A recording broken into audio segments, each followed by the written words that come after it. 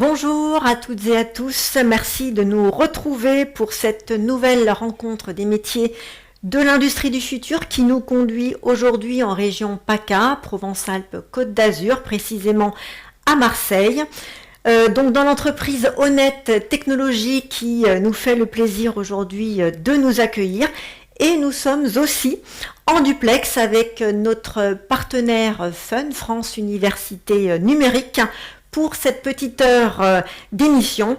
Et je salue d'ores et déjà tous les internautes qui nous suivent à partir de Teams et les nôtres qui nous suivent à partir de Zoom. Voilà, je suis Martine Assard, responsable de l'Observatoire des métiers et des compétences à la Direction générale de l'Institut Mines Télécom, un groupe public de grandes écoles, 7 écoles d'ingénieurs, une business school répartie sur l'ensemble du territoire. Et je salue aussi aujourd'hui plusieurs de nos étudiants qui nous suivent en direct depuis leur campus dans le cadre de la semaine de l'industrie. Donc bienvenue à tous. Et avant de démarrer ce webinaire, eh bien, je voulais juste très rapidement vous rappeler que le MOOC Ose les métiers de l'industrie du futur auxquels ces rencontres sont rattachées, eh bien, vous est proposé sur la plateforme Fun MOOC. Et c'est un parcours découverte avec 6 grandes fonctions clés de l'industrie, 18 métiers sur tous les niveaux de qualification qui vous permettent d'en savoir un petit peu plus, tant sur les voies d'accès, en formation initiale comme en formation continue, et surtout sur le fait que tous ces métiers sont d'ores et déjà en tension. Donc n'hésitez pas, si vous souhaitez en savoir plus, eh bien inscrivez-vous à ce MOOC Ose les métiers de l'industrie du futur.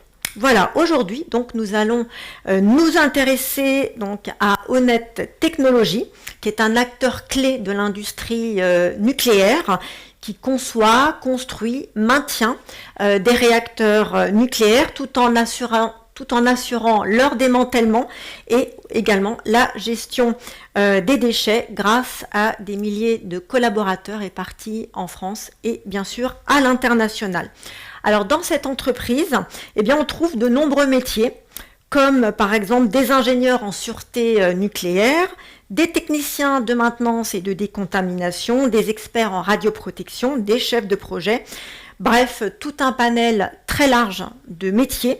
Nous allons en détailler certains d'entre eux, puisque nous allons aussi en accueillir quelques-uns durant cette émission. Alors, nous prendrons également le temps d'aborder le volet formation avec la présence d'un enseignant qui viendra nous partager la richesse des formations proposées par son établissement. Il sera aussi accompagné d'un de ses étudiants pour nous dire ce qui l'a intéressé pour s'orienter dans cette voie de formation. Donc, vous avez vu un programme assez riche, assez dense, avec ce premier grand temps d'échange avec nos différents participants. Comme toujours, une séquence orientation qui sera proposée par notre collègue de l'ONICEP, ONICEP partenaire de l'IMT, et nous essaierons de ménager un temps, en tout cas les 10 dernières minutes si nous y arrivons, et ce temps-là sera consacré à vos questions, donc internautes de Zoom comme internautes de Teams, n'hésitez pas, posez vos questions, et dans la mesure où le temps que nous aurons nous le permettra, eh bien nous les prendrons et nous ferons des réponses avec nos différents participants. Voilà. Alors je voulais également vous partager juste le lien vers le MOOC, le MOOC Ose les métiers de l'industrie. Je voulais aussi vous partager un tout petit sondage pour simplement mieux vous connaître. Et pendant que vous répondez, eh bien j'accueille tout de suite notre première invitée. Il s'agit de Caroline Robert. Bonjour Caroline. Bonjour Martine. Alors Caroline, toi tu es responsable service recrutement et mobilité.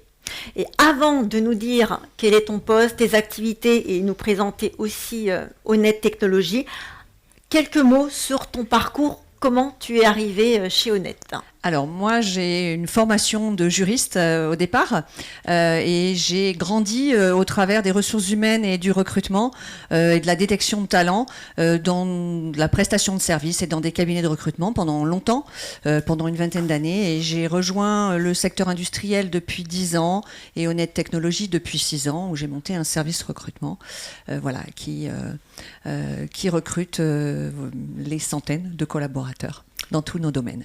Très bien. Alors maintenant, dis-nous un petit peu quelles sont les activités d'Honnête Technologies et comment effectivement il se positionne comme étant un acteur clé de ce secteur nucléaire.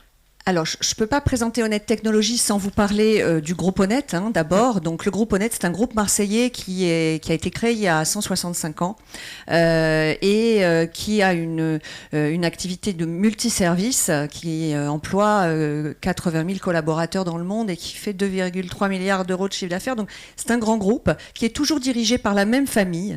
C'est la 7e génération et présidée par Émilie de Lombarès. Il y a 45 ans, Honnête Technologies est née sous la volonté du groupe de diversifier ses activités, en fait, en réalisant des travaux d'assainissement et de propreté dans des centrales nucléaires. Nouveauté. De là, Honnête Technologies a développé d'autres activités et aujourd'hui, on est 3000 collaborateurs chez Honnête Technologies pour 300 millions d'euros de chiffre d'affaires. On intervient, comme tu l'as dit Martine, notamment dans la maintenance et la conception autour des installations et des réacteurs nucléaires en exploitation. Mais aussi on va jusqu'à gérer des grands projets de démantèlement et gérer les déchets, les déchets nucléaires aussi qui en découlent. On est implanté partout en France auprès des grands acteurs du nucléaire, alors évidemment pour les nommer EDF, CEA ou Orano. On est également implanté à l'international, et notamment au Japon, vous verrez, on en parlera un petit peu après. Absolument. Voilà. Alors quels sont aussi les grands métiers, on va dire, emblématiques un petit peu d'Honnête Technologies ? Alors, chez Honnête Technologies, on va retrouver tous les grands métiers de l'ingénierie de projet et d'études, dans les domaines techniques de la mécanique, du calcul, de structure, des équipements sous pression, de l'électricité, du contrôle-commande, de la thermohydraulique, du soudage, du contrôle non destructif. Donc ça, c'est vraiment sur les sujets très, réacteurs. On retrouve toutes les métiers réglementaires qui sont liés évidemment au nucléaire. Donc on parle de sûreté nucléaire, de radioprotection, de mesures nucléaires. Et puis on retrouve aussi tous les métiers du démantèlement et de la gestion de déchets. Évidemment aussi, quand on parle d'ingénierie et qu'on réalise les travaux qui sont la suite logique, il s'agit de métiers de techniciens pour la majorité, donc de techniciens d'exploitation, de techniciens en maintenance multitechnique, de soudeurs, de chaudronniers et de compétences très particulières dans les métiers du démantèlement ou de la gestion et de la qualification de déchets. Des métiers en plus en tension. Des métiers en tension. Tous nos métiers, sont des métiers en tension. Et alors, quelles sont également les perspectives un petit peu de croissance d'Honnête Technologies ? La croissance d'Honnête Technologies, elle est très liée avec, évidemment, la filière nucléaire. Donc, la filière nucléaire, c'est la troisième filière industrielle française qui emploie 220 000 collaborateurs et qui est en croissance avec les grands projets du nucléaire liés à la prolongation de la durée de vie, donc des réacteurs en exploitation, donc sont des grands projets de maintenance, des grands travaux, et puis à la conception et à la construction de 6 nouveaux EPR qui sont des réacteurs à eau pressurisée, donc qui vont générer plus de 10 000 emplois par an. C'est énorme, pour les 10 ans à venir. Moi, j'ai l'habitude de dire que le nucléaire, c'est de l'emploi pour au moins 100 ans. Parce qu'en fait, on va concevoir, on va construire, on va exploiter, on va maintenir et on finira par démanteler. Donc voilà, lancez-vous dans le nucléaire. Le nucléaire, évidemment, c'est produire l'électricité qu'on consomme en France. C'est 70% de l'électricité que nous consommons. C'est le moyen de produire une énergie bas carbone, hein, et de répondre aux enjeux de la production énergétique et du climat, hein, pour voilà, tous les enjeux climatiques de demain. En plus des nouveaux réacteurs et pour tous les étudiants là qui nous écoutent, c'est aussi beaucoup d'innovation, le nucléaire, et notamment des petits réacteurs qu'on appelle les SMR, les Small Modular Reactors, qui sont des réacteurs avec des technologies innovantes et qui aussi promettent beaucoup de nouveaux métiers et beaucoup de compétences dans les nouvelles technologies. Et pour conclure également, Caroline, y a-t-il un endroit où nos étudiants peuvent effectivement postuler éventuellement pour des stages ou des emplois? Toutes nos offres de stages et d'alternance sont accessibles et disponibles sur le site Honnête Recrute, hein, voilà, honnêterecrute.com. Il y a déjà des offres d'alternance même pour l'année prochaine, hein, c'est pour ça. Voilà, et de stages pour les prochains mois, pour le semestre 2025. Et pour conclure, un dernier message à tous ceux, alors les jeunes bien évidemment, collégiens, lycéens qui sont au carrefour d'une orientation pour prendre une orientation justement vers des métiers qui conduisent à l'industrie et particulièrement au nucléaire, et aussi pour ces adultes qui sont un peu à la croisée des chemins sur de la reconversion professionnelle.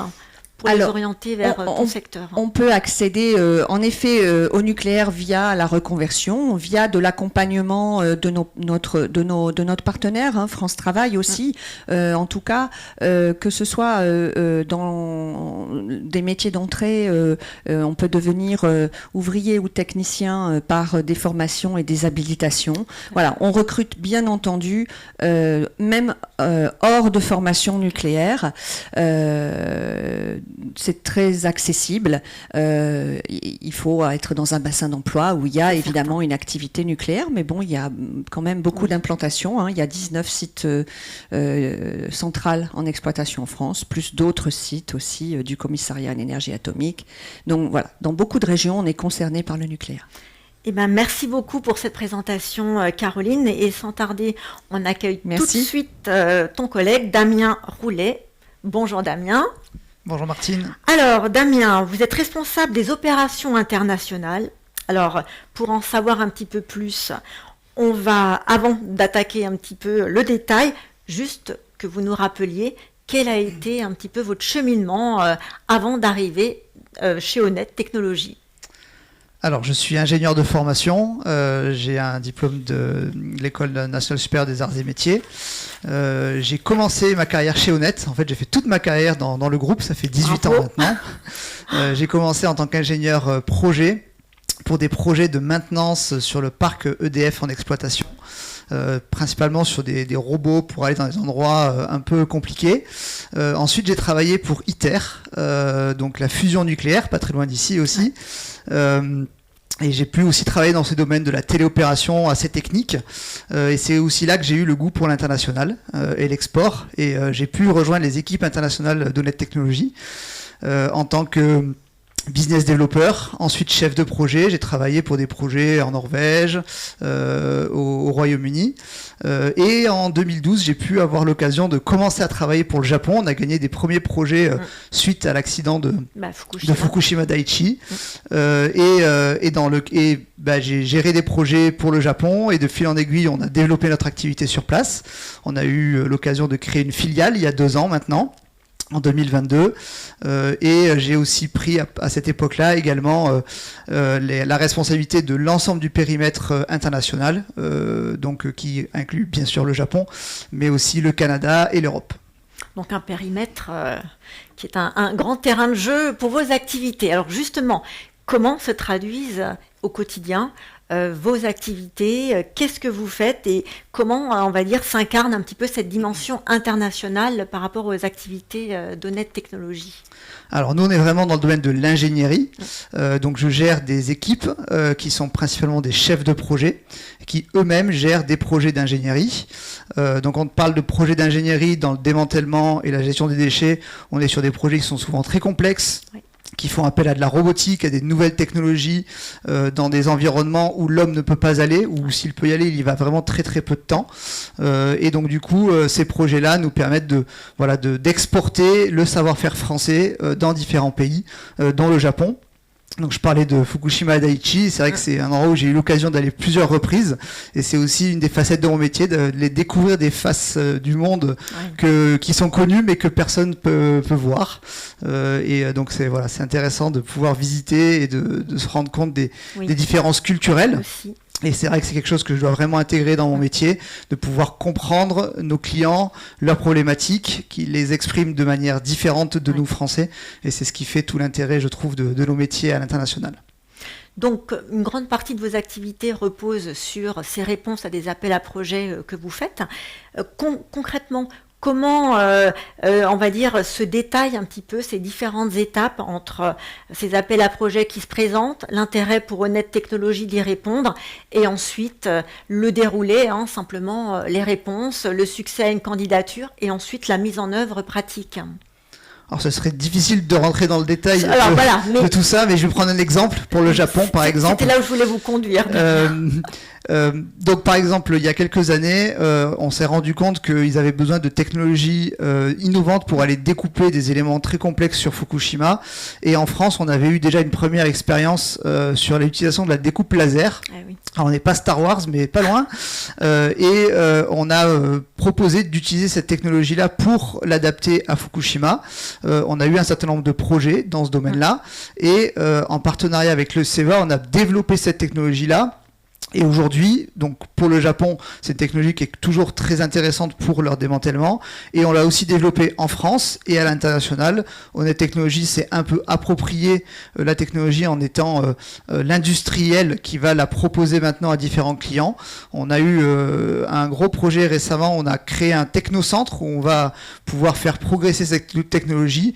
Et aujourd'hui, on a des clients qui viennent de plusieurs pays dans le monde et qui sont intéressés par cette technologie pour leur démantèlement. Donc voilà, c'est typiquement le genre d'activité à forte valeur ajoutée et à rayonnement international que nous gérons. Impeccable. Alors dites-nous également, finalement, là on revient un peu plus sur votre, on va dire, formation d'origine, qui est donc celle d'ingénieur. Dans votre activité, bien évidemment, il y a des compétences techniques, puisque vous êtes vraiment sur vous avez dit, des nouvelles technologies en plus qui sont intégrées à vos activités, mais pas que, parce que vous gérez des équipes, vous m'avez dit, de par le monde. Donc, ce qui veut dire que vous avez un aspect managérial assez fort aussi. Alors quand on est ingénieur et qu'on doit prendre aussi cette casquette, est-ce qu'on apprend ça à l'école, en tout cas dans votre cas à vous, ou est-ce que ça s'est fait au fur et à mesure? Alors, j'ai envie de dire que l'école nous donne des clés pour apprendre et ensuite on apprend vraiment avec l'expérience. Manager des femmes et des hommes, ça prend du temps, de l'énergie, ça s'apprend et je pense que ça se remet en question aussi au fur et à mesure des années parce que tout le monde est différent et je trouve que voilà, j'ai pu l'apprendre, je continue à le mettre en pratique. Là j'ai des nouveaux challenges parce que j'ai des collaborateurs qui sont pas français, c'est encore un autre apprentissage à avoir. Se faire accompagner aussi, c'est important parce que on ne connaît pas tout, mais on ne peut pas toujours apprendre par soi-même. Et donc j'ai aussi bénéficié de formations en interne, de coaching ou avec des instituts spécialisés pour pouvoir apprendre ce management interculturel. Très bien. Un dernier mot à l'attention de nos internautes qui nous suivent, pour les, on va dire, encourager à suivre un petit peu votre parcours. Alors, tout d'abord, je dirais qu'on a des métiers passionnants dans le domaine du nucléaire. Moi, ça fait 18 ans que j'y suis et je me lasse pas. N'oublions pas, à l'échelle internationale, que la France, c'est un des leaders mondiaux du nucléaire. Donc, c'est vrai que c'est vraiment un domaine où on peut aller bien au-delà de nos frontières. Ouais. Et moi qui travaille à l'international, si j'avais un conseil peut-être à dire, c'est ne négligeons pas l'anglais. Oui. Ça reste la langue majeure pour l'international. Et avec l'anglais et notre capacité à apprendre, à écouter les cultures différentes, on a vraiment des choses passionnantes à découvrir. Merci beaucoup Damien pour votre intervention et on accueille tout de suite Jules Robin. Bonjour Jules. Alors Jules, vous êtes ingénieur soudeur, mais comme Damien, avant de rentrer un petit peu dans le détail, finalement, quel a été votre parcours ? Eh ben moi je suis ingénieur de formation aussi, j'ai été diplômé de Polytech à Montpellier et j'ai poursuivi 1 an pour obtenir un diplôme d'ingénieur soudeur international, donc un diplôme international. Très bien. Et du coup, maintenant que vous avez rejoint, je crois, depuis aussi quelques années, pas loin d'une dizaine d'années ou 7 ans de mémoire ? Non, pas du tout, je me suis trompée. Bon, bah écoutez, c'est pas grave. Ça fait 1 an que je suis ici en apprentissage. Oui, vous, c'était 1 an, autant pour moi. Alors, durant cette année chez Honnête Technologies, quelles sont vos activités ? Parce qu'on connaît peut-être pas très bien ce qu'est un ingénieur soudeur. Donc comment finalement s'incarnent un petit peu vos activités ? Qu'est-ce que vous faites ? Eh ben, on apporte notre expertise en termes de soudage sur différents projets. Donc moi je suis particulièrement sur des projets de R&D. Donc sur des projets d'intelligence artificielle dans le soudage. Et on apporte une expertise dans le domaine du soudage sur ces projets-là. Et est-ce que l'intelligence artificielle est la seule technologie avec laquelle vous travaillez au niveau du soudage, ou il y en a d'autres sur d'autres projets que vous avez eu à traiter ? Oui, moi je suis aussi traité de la simulation numérique du soudage, donc j'ai appris pendant mes études donc en apprentissage à la R&D de EDF et que j'apporte mon expertise là-dessus au sein d'Honnête. Alors vous travaillez au sein d'un département avec d'autres collègues, d'autres collaborateurs sur des projets où vous êtes plusieurs, c'est-à-dire que vous avez une dimension un peu collaborative aussi dans votre travail ? Oui, tout à fait. Moi je collabore donc avec d'autres ingénieurs, mais je suis aussi en relation avec du coup mon chef de projet sur les différents projets, des experts techniques et du coup d'autres ingénieurs, et puis après des services plus achats, etc. D'accord. Alors, vous, comme Damien, vous avez pris une orientation scientifique et technique durant vos études. Mais pourquoi finalement l'industrie quel a été quelque part un petit peu le déclic pour vous dire que ces compétences techniques, il n'y avait que dans l'industrie que vous pouviez les exercer à bon escient ? Très bonne question. C'est pas une colle, non, j'espère. Non. C'est en fait, de par ma formation, je suis arrivé dans des filières qui m'ont d'abord montré l'industrie. Et du coup, j'ai continué dans ce domaine-là. J'ai peu à peu découvert le soudage qui m'a happé. Et je suis resté dans le soudage du coup depuis. C'est très bien parce que le soudage, Caroline l'a dit en parlant des chaudronniers, des soudeurs, c'est vrai que ce sont des métiers extrêmement en tension et on n'imagine pas forcément ce métier-là niveau ingénieur. Et c'est vrai qu'avec, vous nous avez dit, l'IA, la simulation également numérique, ça donne aussi une dimension peut-être plus innovante, plus peut-être moderne, que les jeunes qui nous regardent n'ont pas forcément en tête. Et votre témoignage montre que finalement la soudure, c'est sur tous les niveaux de qualification. Oui, on évolue avec le temps. C'est ça. Et avec des applications, j'imagine, aussi extrêmement larges et variées. Parce que vous occupez des soudures sur des réacteurs, c'est ça ? Sur le projet, c'est plus pour l'instant, c'est sur la maintenance de la tuyauterie. Et la maintenance, sur les réacteurs. Ouais. Donc, sur le projet SOA. On développe des solutions de soudage par intelligence artificielle pour augmenter notre qualité et diminuer la tension sur nos métiers. Diminuer les niveaux de formation des opérateurs. Très bien. Un message, vous aussi, à adresser à nos internautes pour les inviter à suivre ces filières scientifiques et techniques ? C'est des filières qui sont très larges, il faut toujours être curieux. Moi, je n'ai jamais fait d'IA à la base et c'est en étant curieux que je suis arrivé là-dedans. Voilà, donc la curiosité avant tout. C'est ça. Super, merci beaucoup Jules. Et tout de suite, on va accueillir votre autre collègue. Bonjour à Cindy. toutes et à tous. Bonjour Martine. Alors Cindy, vous êtes ingénieure d'études, un métier qu'on connaît un petit peu plus et que nos étudiants qui nous regardent, qui sont dans des écoles d'ingénieurs, connaissent sûrement un peu plus. Néanmoins, dans ce secteur du nucléaire, il y a quand même des applications peut-être un peu différentes. Avant de nous expliquer tout ça, retracez-nous un petit peu rapidement quel a été aussi votre parcours. Alors, pour mon parcours scolaire, j'ai tout d'abord débuté par un bac STI option microtechnique et ensuite j'ai poursuivi avec un BTS conception en mécanique. Et par la suite, j'ai fait une classe préparatoire ATS, donc qui m'a permis de passer un concours pour ensuite pouvoir rentrer en école d'ingénieur. Donc je suis rentrée à l'école Polytech de Tours en option mécanique et conception. Et donc mon parcours plutôt technique, bac et BTS m'ont permis d'obtenir des compétences plutôt techniques, donc avoir plus de facilité. Par exemple, pendant mon parcours, on utilisait des machines-outils, on faisait beaucoup de conception mécanique, tandis que mon diplôme d'ingénieur m'a permis d'avoir des méthodes de travail, des méthodes de réflexion.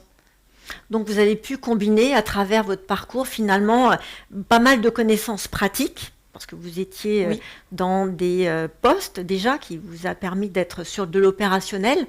Et en raccrochant avec votre formation d'ingénieur, vous avez acquis tout un bagage théorique, méthodologique qui a fait que finalement vous avez un profil parfait et complet maintenant. Tout à fait. Bon, et alors toutes ces compétences que vous avez pu acquérir, comment vous les mettez aujourd'hui à profit dans votre poste? Pour faire quoi? Alors, aujourd'hui, je travaille chez Honnête Technologies. Je suis ingénieure d'études en mécanique. Donc, je conçois des outillages. Je rédige aussi la documentation technique, donc tout ce qui est cahier des charges, quand on sous-traite certains outillages.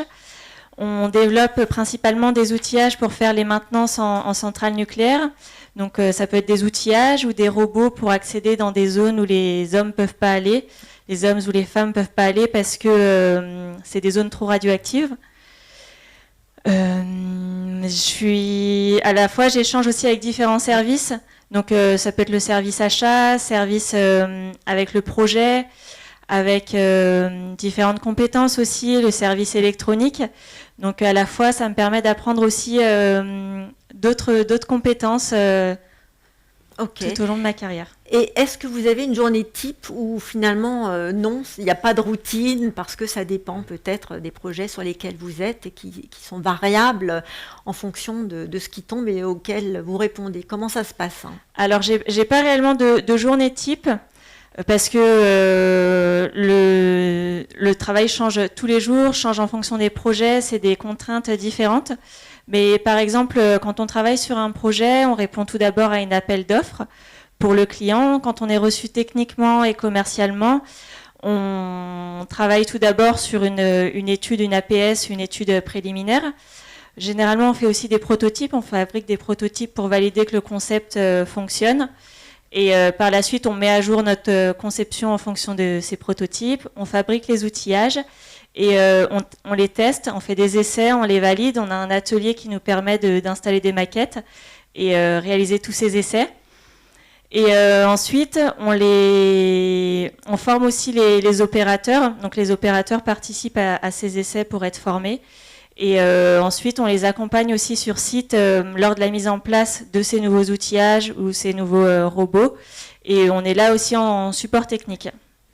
Et alors, je ne peux pas m'empêcher de vous poser cette question. Vous êtes une femme, vous êtes ingénieure. Vous savez que l'industrie manque et cruellement d'ingénieurs et cruellement de femmes.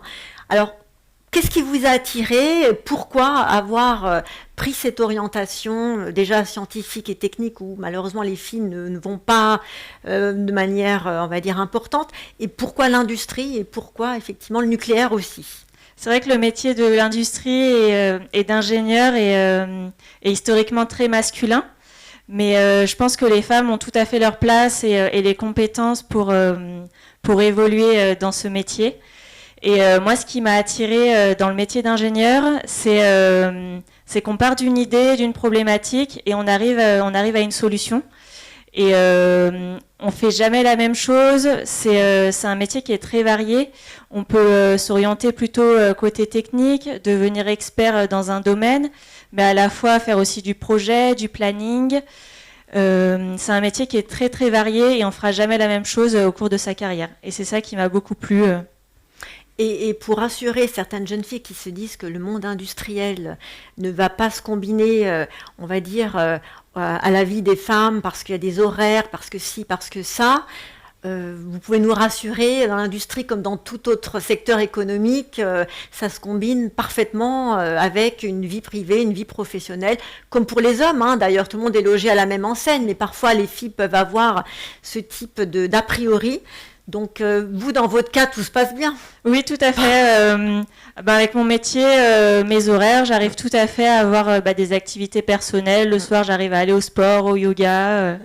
Donc, et ça ne m'empêche pas de faire mes activités à côté, après le travail. Donc, un conseil pour les jeunes, mais surtout pour les jeunes filles qui ne connaissaient pas ce secteur et qui se disent, j'aime bien aussi les sciences. Comment vous pourriez leur donner envie de venir rejoindre le secteur du nucléaire? Si vous êtes curieux, si vous aimez la technique, résoudre des problématiques, n'hésitez pas parce que le métier de l'industrie recrute et c'est un secteur qui ne connaît pas la crise pour le moment. C'est clair. On trouve de l'emploi assez facilement. Pour 100 ans, là, dit Caroline. Oui. On retient. Merci beaucoup Cindy. Et alors pour clôturer ce zoom sur les métiers, on va passer à une séquence plutôt formation en accueillant donc Franck Falco. Bonjour Franck. Bonjour à tous. Alors Franck, vous êtes enseignant radioprotection à l'IUT d'Aix-Marseille et donc vous formez particulièrement aux métiers qui conduisent à Honnête Technologies. Tout à fait. Alors, avant de nous détailler un petit peu la richesse de toutes vos formations, vous aussi, vous n'y couperez pas. Quel a été votre parcours? Absolument. Écoutez, un parcours scientifique et technique de type universitaire, dans la mesure physique, l'ingénierie en optoélectronique, puis la physique appliquée. Et j'ai rejoint l'université d'Aix-Marseille, ça va bientôt faire maintenant 23 ans. Bon, et vous vous ennuyez pas, j'imagine. Oh non. Voilà. Non. Alors, dites-nous, quelles sont véritablement dans votre établissement les grandes formations qui conduisent à ces métiers du nucléaire? Alors, comme vous l'avez dit, le département hygiène, sécurité, environnement auquel j'appartiens est lui-même une entité de l'Institut universitaire de technologie d'Aix-en-Provence.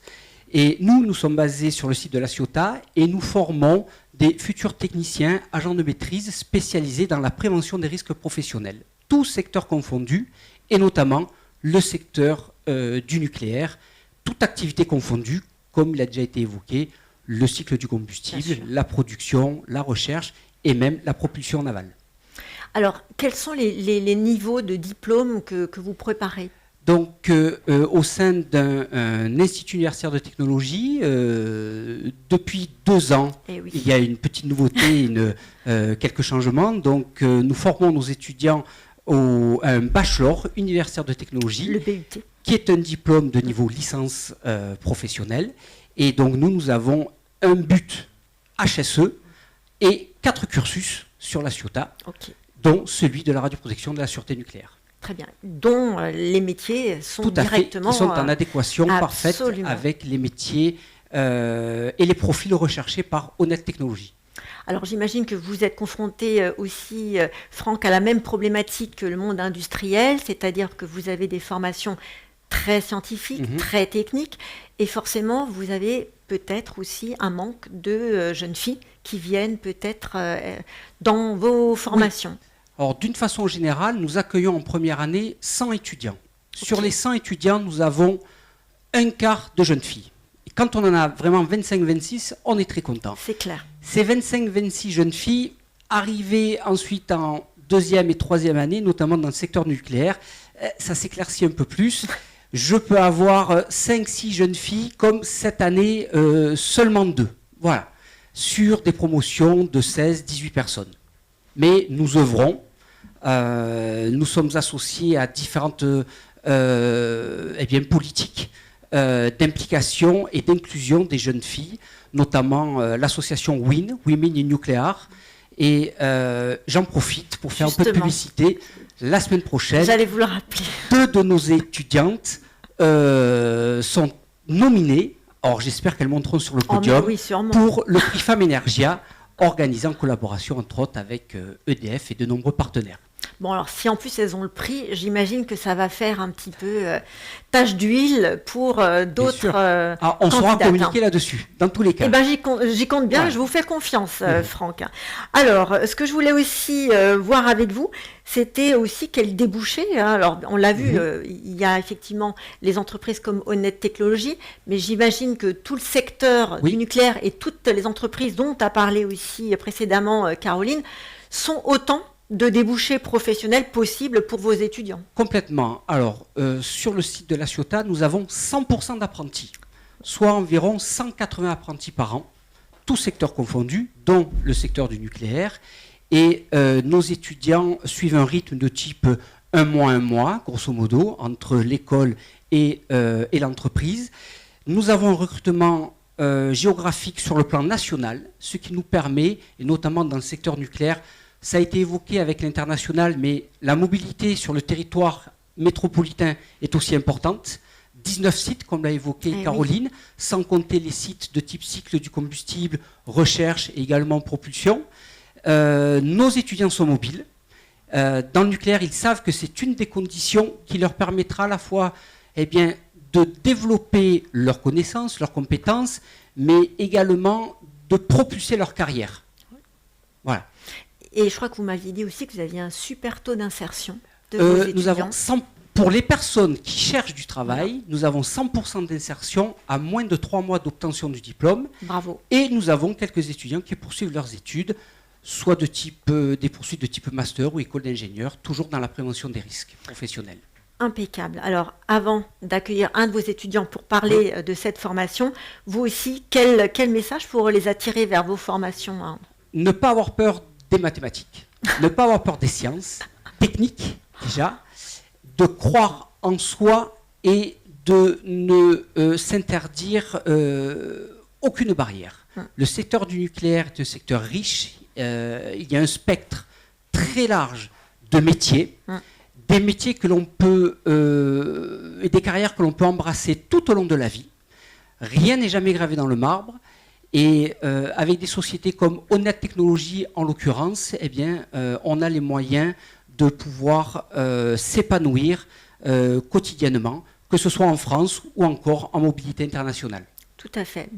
Merci beaucoup, Franck, pour votre intervention. Et tout de suite, on accueille Rémi Bouloré, un de vos étudiants. Bonjour Rémi. Bonjour. Alors, venez, approchez-vous.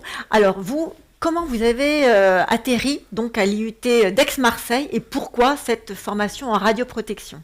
Alors déjà, il faut savoir que j'ai pris un bac européen plutôt typé scientifique. Et suite à ça, c'était tout ce qui est lié à Parcoursup. Donc, Parcoursup m'a mené à la Ciotat par le biais de diverses autres formations. Et puis, donc, c'est à la Ciotat que j'ai découvert tout le monde du nucléaire. Je suis arrivé à la Ciotat parce que de base, je cherchais à être pompier, comme beaucoup d'entre nous qui intégrons cette université et puis cette école. Et par le biais de Franck Falco, j'ai découvert le nucléaire comme ça, en fait. C'est tombé de nulle part. Par hasard. Voilà, tout à fait. Et vous ne le regrettez pas, puisque vous êtes maintenant alternant aussi, je crois, chez Honnête Technologies. Tout à fait. Quel est votre poste en alternance chez Honnête Technologies? Alors du coup, moi j'ai un poste de correspondant, d'apprenti correspondant dans le service Q3 SER. Tout ce qui est de la qualité, sécurité, sûreté, environnement et de la radioprotection. Et j'ai de la chance de travailler sur le centre de Cadarache. D'accord, oui, c'est effectivement emblématique s'il en est. Et alors vos activités, là vous êtes en alternance, quelles sont, on va dire vraiment ce que vous faites un petit peu au quotidien, sur quelle mission vous êtes un peu orienté? Alors au quotidien, donc il s'agit du pilotage de tout le système Q3 SER. Donc ça passe par le suivi de plan d'action, mais aussi de la sensibilisation auprès de nos autres collaborateurs. Et chaque jour, On a des missions diverses, on est un peu, comment dire, un peu sur tous les fronts en fait. D'accord. Et vous regrettez pas votre choix de formation? Absolument pas. Bon. Non. Et vous savez déjà parce que vous allez vous diplômer, j'imagine, prochainement. Vous savez déjà un petit peu où est-ce que vous allez vous intégrer professionnellement? Alors moi pour le moment je cherche une poursuite d'études, mais Très bien. pour le coup j'aimerais bien poursuivre en école d'ingénieur ou en master selon... Bon, vous savez qu'il y a des écoles de l'IMT là, maintenant Oui. vous le savez, hein. Tout à fait. Oui. Et pour aller vers des spécialités peut-être?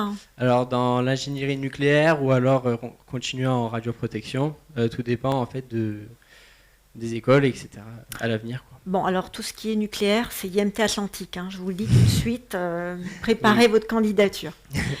Merci beaucoup et en tout cas, bonne continuation dans votre parcours. Mais c'est gentil, merci beaucoup. Merci à tous et il est temps en tout cas de pouvoir poursuivre tout de suite avec notre séquence orientation, avec donc notre collègue Nathalie Lecéphel, qui est donc psychologue de l'éducation nationale, qui va nous faire un petit topo. Merci, bonjour Nathalie. Bonjour à tous et à toutes. Alors, écoutez, c'est à vous et on va tout de suite lancer votre petite présentation et on vous écoute pour tous ces bons conseils. Merci beaucoup. Alors, on a entendu aujourd'hui travailler dans l'ingénierie et les services industriels pour le nucléaire, c'est différents domaines de formation. On a entendu parler d'énergie, l'électricité, de mécanique, de maintenance, de soudage, qualité, hygiène, environnement, la sécurité. Donc, beaucoup de domaines de formation mènent à tous les métiers et à ce secteur du nucléaire.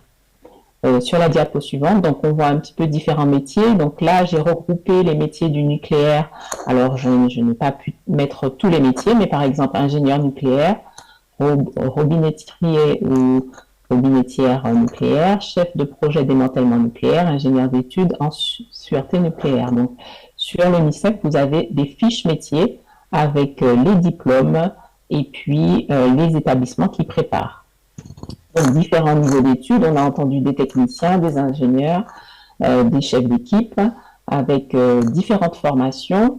Alors là aussi, toutes les formations ne sont pas représentées, une petite partie des formations, donc du CAP au bac, bac pro, bac généraux, des BTS, des licences pro. On a entendu aussi quelqu'un qui a parlé du BUT, l'enseignant de l'IUT, donc qui forme au niveau bac plus 3, des masters et des diplômes d'ingénieurs. Tous les profils sont attendus et bien sûr, vous pouvez vous former par la formation initiale, c'est-à-dire vous faites le lycée, ensuite vos études supérieures, ou par l'apprentissage en alternance, bien entendu. Honnête Technologie recrute des étudiants qui préparent leur diplôme en même temps, ils travaillent en entreprise et ils acquièrent comme ça une expérience professionnelle. La formation continue aussi est possible déjà si vous êtes en emploi.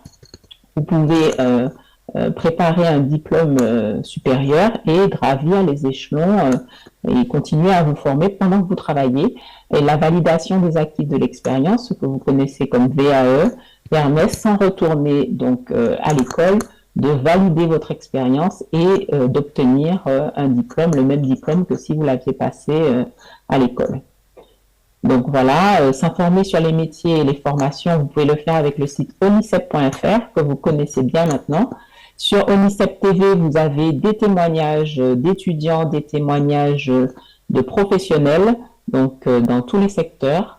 Et puis sur la boutique, la librairie, vous pouvez vous procurer donc des publications sur les métiers. Donc récemment, on a sorti le Zoom sur les métiers de la production industrielle, la liste de toutes les écoles d'ingénieurs et puis un dossier spécial, quel métier demain, spécial industrie, avec des conseils pour se former et des métiers d'avenir, puisque vous avez entendu, beaucoup de ces métiers sont en tension et donc avec beaucoup d'opportunités d'emploi.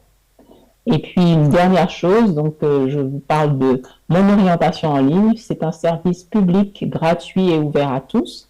Donc ce sont des conseillers de l'ONICEP qui répondent à vos questions, soit par mail, soit par chat, soit par téléphone. Donc, vous vous connectez sur monorientationenligne.fr et vous pouvez poser vos questions sur les formations, sur les métiers. Si vous êtes en reconversion, si vous souhaitez avoir plus d'informations pour choisir une formation par rapport au secteur qui vous intéresse. Donc, vous avez vu que beaucoup de domaines mènent au nucléaire. Donc, n'hésitez surtout pas à aller sur mon orientation en ligne pour avoir plus de renseignements sur ce domaine. Voilà.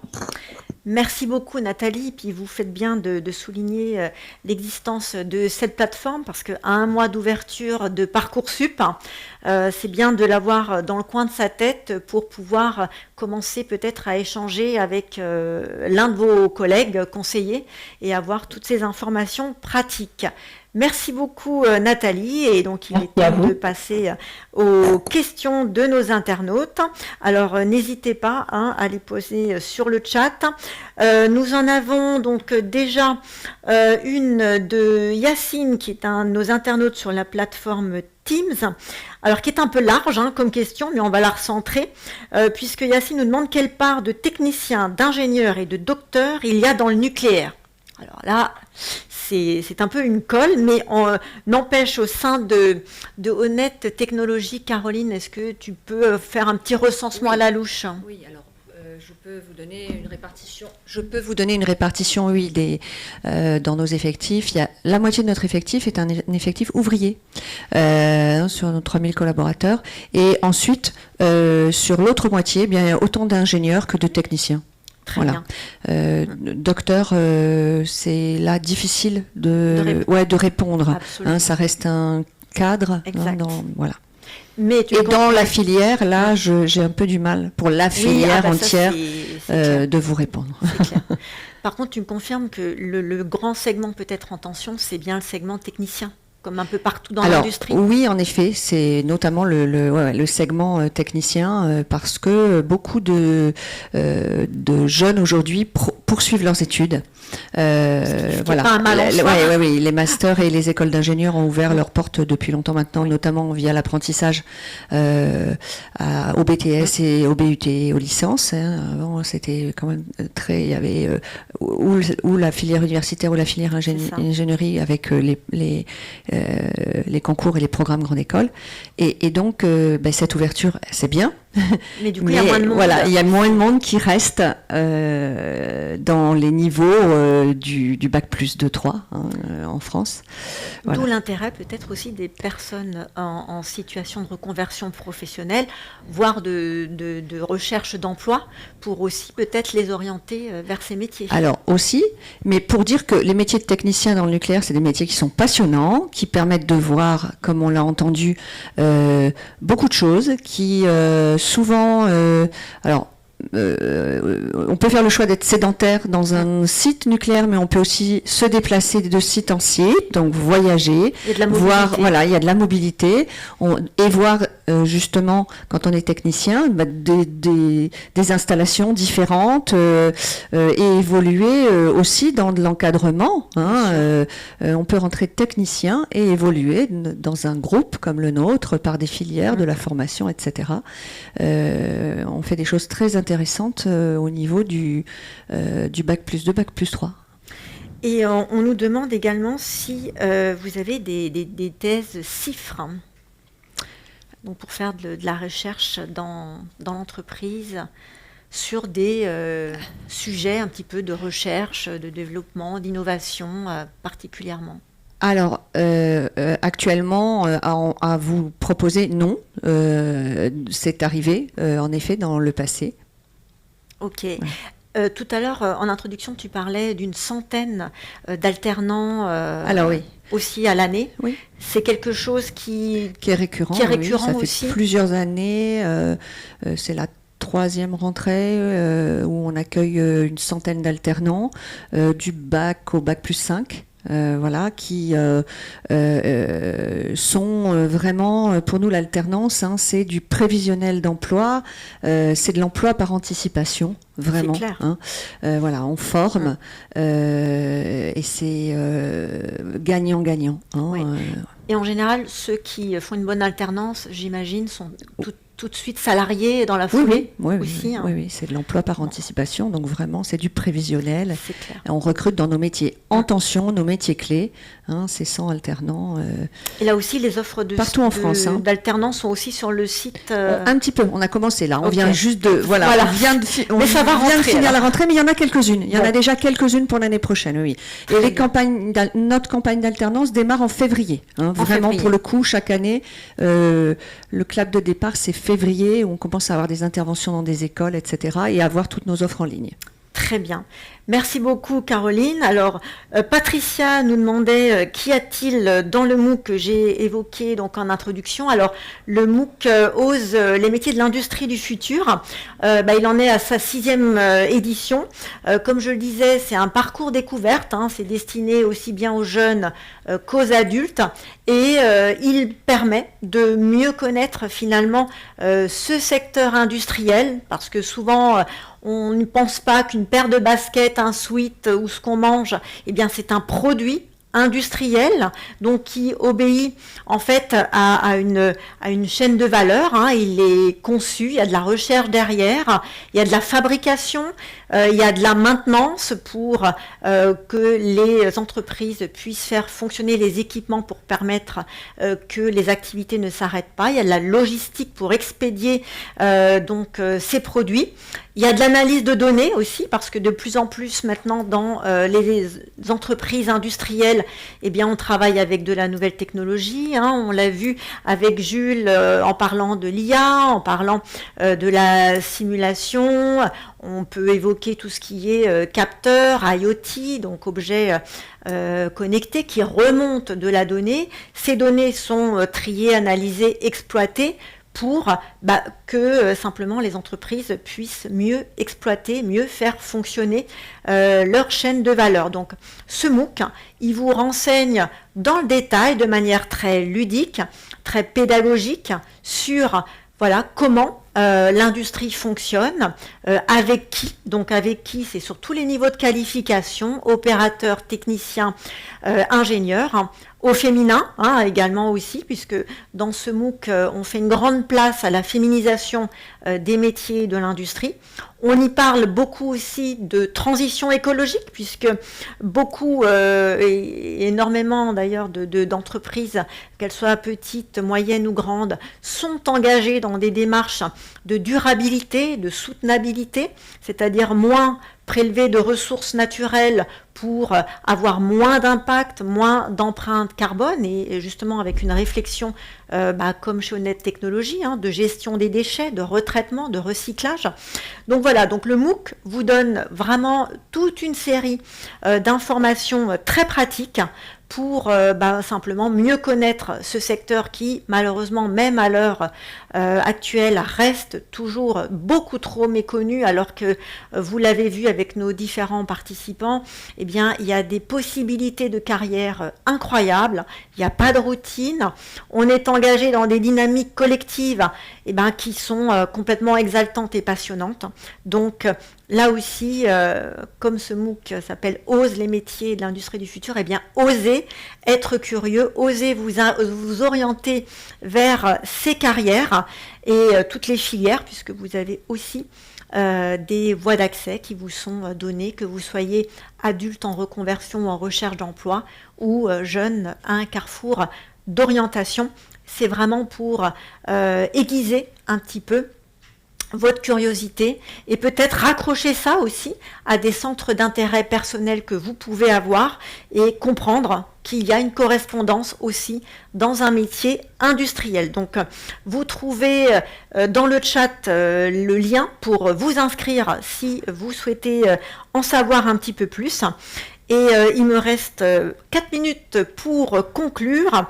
Remercier déjà chacun de vous, chacune de vous également, pour vos interventions, d'avoir permis un petit peu à ceux qui nous regardent d'en savoir un peu plus, leur donner envie et d'aller dans votre IUT, Franck, et de faire le même chemin que Rémi. et Damien, Jules et Cindy d'emprunter un petit peu ces chemins qui mènent dans le secteur du nucléaire. Secteur, vous l'avez dit, qui est absolument promis à un avenir florissant, étant donné que la problématique énergétique, elle est devant nous. Donc, il y a pas mal de choses à faire. Donc, merci à vous tous. Merci Claire, Amélie, Caroline, de m'avoir accompagnée ces dernières semaines, ces derniers mois pour bâtir et construire ce webinaire. Et j'en profite aussi pour vous dire que il y aura un replay, comme chaque fois, de cette émission. Donc n'hésitez pas à vous connecter sur la chaîne YouTube de l'IMT, au répertoire webinaire orientation, les rencontres avec les métiers de l'industrie du futur. Et vous trouverez donc tous les précédents replays et celui-ci qui devrait être en ligne dès demain. Alors j'en profite aussi avant de conclure pour vous donner rendez-vous le mois prochain où là avec mon équipe nous serons donc en Alsace, donc à Célestat particulièrement, où donc le 18 décembre à 14h, nous serons accueillis par Schmidt Group, qui est le leader européen de l'aménagement sur mesure, qui a complètement intégré en fait les principes de l'industrie 4.0, avec des usines absolument incroyables, de l'automatisation, de la digitalisation de leur processus de fabrication, de conception, pour offrir autant de solutions innovantes, personnalisées et bien évidemment durables dans la conception de cuisine, de rangement et de meubles sur mesure. Donc encore une rencontre complètement passionnante qui nous attend. N'hésitez pas donc aussi à vous rendre sur le site de l'IMT pour trouver la date de ce webinaire et vous y inscrire. Voilà, donc avant de vous quitter, n'hésitez pas non plus à répondre au petit questionnaire de fin qui nous permet chaque fois de nous améliorer avec vos réponses. Voilà, je remercie comme d'habitude mon équipe, plus celle aujourd'hui des supports techniques de France Université Numérique qui nous ont permis de réaliser cette émission en direct et en duplex avec eux. Merci à tous et je vous donne rendez-vous donc le mois prochain en Alsace chez Schmidt Group. À bientôt. Au revoir.